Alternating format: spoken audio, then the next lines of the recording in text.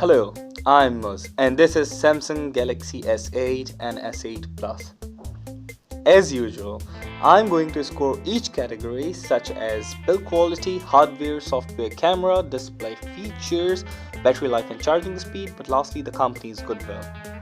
And after scoring each category, we will look at our pre-made chart, either it is worthy for your money or not.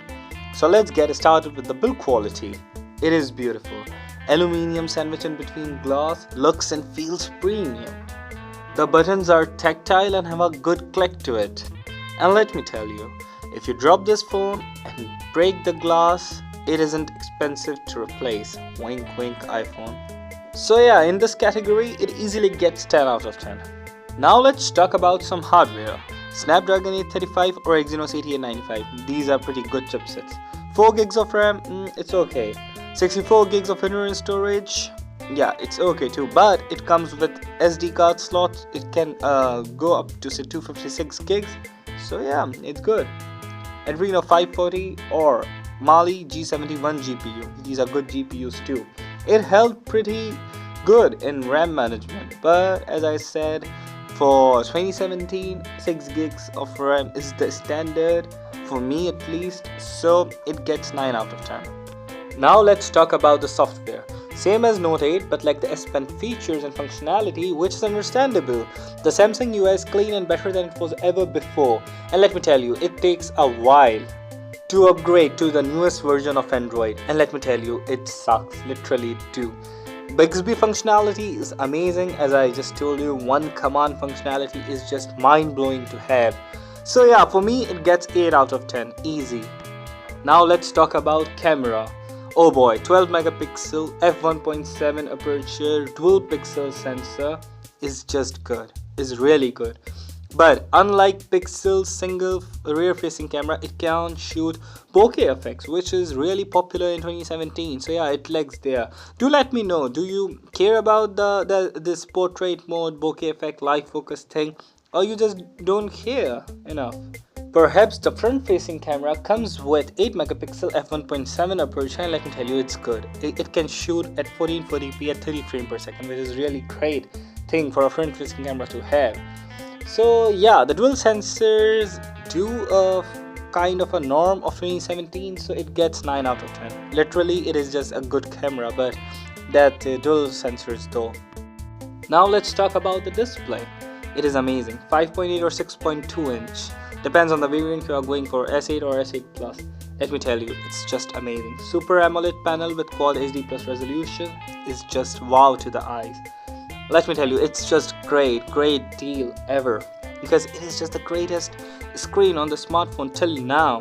I don't know what the future is, but right now it is just amazing, beautiful display. I couldn't find anywhere the HDR10 compliant rating or ranking or spec anywhere on the spec sheet, so let me know if I'm wrong, but it gets 9 out of 10 due to just that HDR10 compliant issue. Now let's talk about some features. IP68 check, wireless charging check, headphone jack check, handy size check if you're going with S8, but S8 Plus is also very good in pockets, to be honest. VR capability check, Samsung Pay check, fingerprint and iris sensor check, Samsung DeX check, SD card slot check. Do let me know if I forget something again.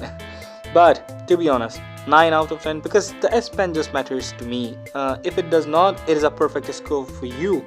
But for me, it's a 9 out of 10. So yeah, for you, it might be different, but it's just amazing. Now let's talk about the battery life. Contrary to the Note 8, it has great battery life, let me tell you.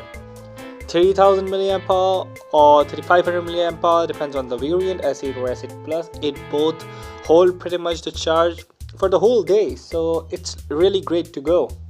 But quick charge is 2.0, not as fast as dash charge, but still not as slow as iPhone's stock charge, so yeah, it gets 9 out of 10.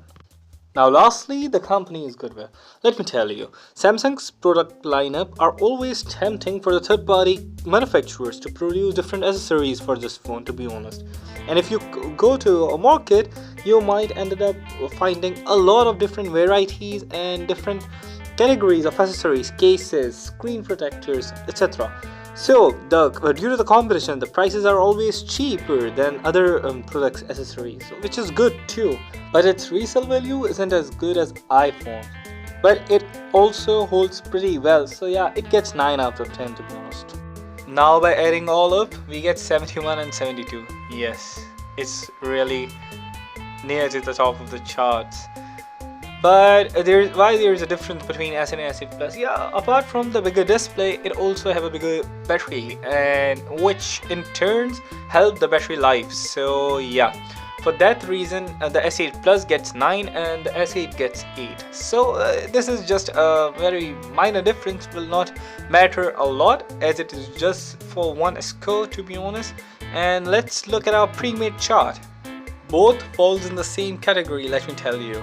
If you are willing to give a gift in the Christmas and you have a budget of around $700, then please go for Samsung S8 or S8 Plus, because right now you can get it for around $701, which is really cheap if you can just imagine what a phone you are going to have.